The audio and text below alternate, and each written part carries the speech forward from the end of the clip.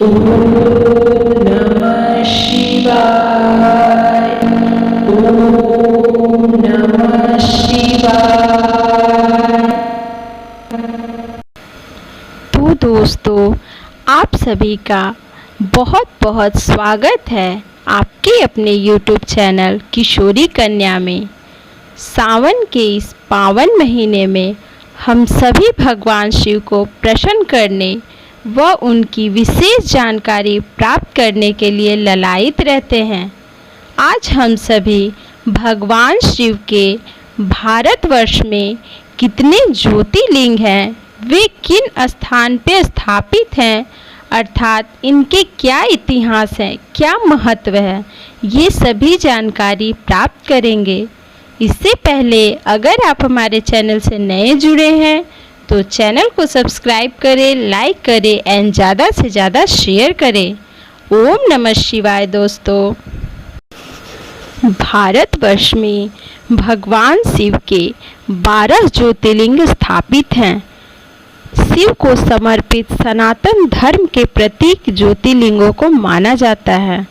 आइए हम सभी भगवान शिव के 12 ज्योतिर्लिंगों के नामों के श्रवण करते हैं। सोमनाथ मंदिर, मल्लिकार्जुन, महाकालेश्वर, ओमकारेश्वर, केदारनाथ, भीमाशंकर, काशी विश्वनाथ, त्र्यंबकेश्वर, वैद्यनाथ, नागेश्वर, रामेश्वर, ग्रीनेश्वर। भगवान शिव के 12 ज्योतिर्लिंग की कथा, इतिहास और महत्व की जानकारी प्राप्त करेंगे। आज हम सभी भगवान शिव के प्रथम ज्योतिर्लिंग सोमनाथ मंदिर की कथा का श्रवण करते हैं।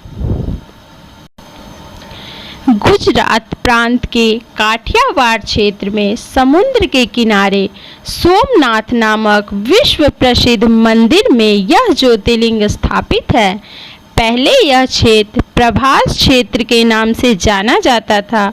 यही भगवान श्री कृष्ण ने जरा नामक व्याध के बाण को नियमित बनाकर अपनी लीला का संवरण किया था। यहाँ के ज्योतिर्लिंग की कथा पुराणों में इस प्रकार वर्णन किया गया है। दक्ष प्रजापति की 27 कन्याएं थीं। उन सभी का विवाह चंद्रदेव के साथ हुआ था, किंतु चंद्रमा का समस्त अनुराग व प्रेम उनमें से केवल रोहिणी के प्रति ही रहता था।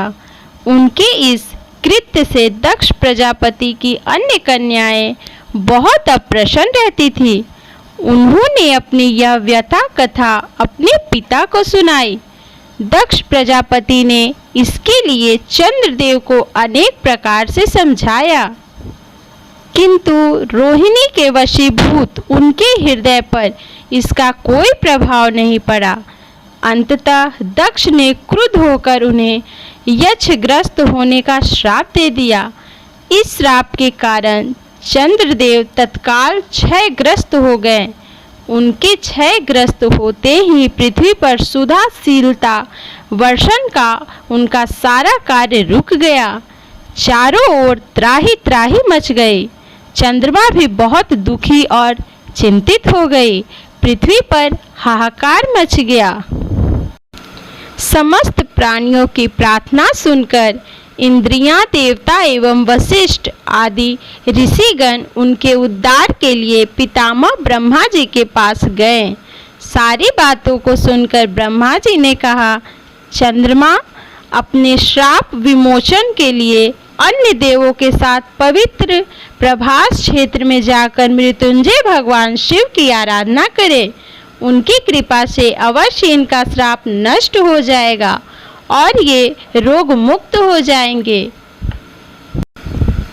उनके कथा अनुसार चंद्रदेव ने मृत्युंजय भगवान की आराधना की। आराधना का सारा कार्य पूर्ण करके उन्होंने घोर तपस्या करते हुए 10 करोड़ बार महामृत्युंजय मंत्र का जप किया। इससे प्रसन्न होकर मृत्युंजय भगवान शिव ने उन्हें अमर तत्व वर प्रदान किया। उन्होंने कहा, चंद्रदेव तुम शोक ना करो, मेरे वर से तुम्हारा श्राप मोचन तो होगा ही, साथ ही साथ प्रजापति दक्ष के वचनों की रक्षा भी हो जाएगी। कृष्ण पक्ष में प्रतिदिन तुम्हारी एक एक कला छीन होगी, किंतु पुनः शुक्ल पक्ष में उसी क्रम से तुम्हारी एक एक कला बढ़ जाएगी। इस प्रकार प्रत्येक पूर्णिमा को तुम्हें पूर्ण चंद्र तत्व प्राप्त होगा। चंद्रमा को मिलने वाले इस वरदान से सारे लोगों के प्राणी प्रसन्न हो उठे। सुधाकर चंद्रदेव पुनः 10 दिशाओं में सुधा वर्षण एवं कार्य पूर्ण तत्व करने लगे।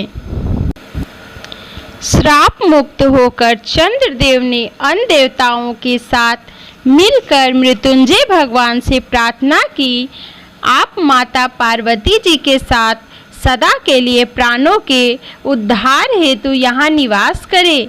भगवान शिव उनकी इस प्रार्थना को स्वीकार करके ज्योतिर्लिंग के रूप में माता पार्वती जी के साथ तभी के वहाँ रहने लगे।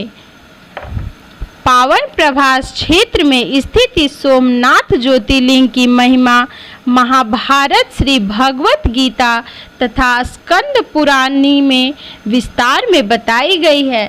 चंद्रमा का एक नाम सोम भी है। उन्होंने भगवान शिव को ही अपना नाथ स्वामी मानकर यहाँ तपस्या की थी। अतः इस ज्योतिर्लिंग को सोमनाथ कहा जाता है। इसके दर्शन, पूजन, आराधना से भक्तों के जन्म जन्मांतर के सारे पाप और दुष्ट कृत्य विनष्ट हो जाते हैं। वे भगवान शिव और माता पार्वती के अक्षय कृपा के पात्र बन जाते हैं। मोक्ष का मार्ग उनके लिए सहज ही नहीं सुलभ भी हो जाता है। उनके अलौकिक पारलौकिक सारे कृति स्वभाव सफल हो जाते हैं। भारतीय उपहाद्वीप के पश्चिमी में अरब सागर के तट पर स्थित आदि ज्योतिर्लिंग श्री सोमनाथ महादेव मंदिर की छठा ही निराली है। यह तीर्थ स्थान देश के प्राचीनतम तीर्थ स्थानों में से एक है। इसका उल्लेख स्कंद पुराण, श्री भगवत गीता, शिव पुराण आदि प्राचीन ग्रंथों में भी पाई जाती है। वहीं ऋग्वेद में भी सोमेश्वर महादेव की महिमा का उल्लेख है। यह लिंग शिव के 12 ज्योतिर्लिंगों में से पहला ज्योतिर्लिंग माना जाता है। तो इस प्रकार दोस्तों हमने भगवान शिव के 12 ज्योतिर्लिंगों में से प्रथम ज्योतिर्लिंग सोमनाथ मंदिर की कथा का श्रवण किया है। आगे के सारे ज्योतिर्लिंग की कथा का श्रवण करने के लिए आप सभी हमारे चैनल से जुड़े रहें।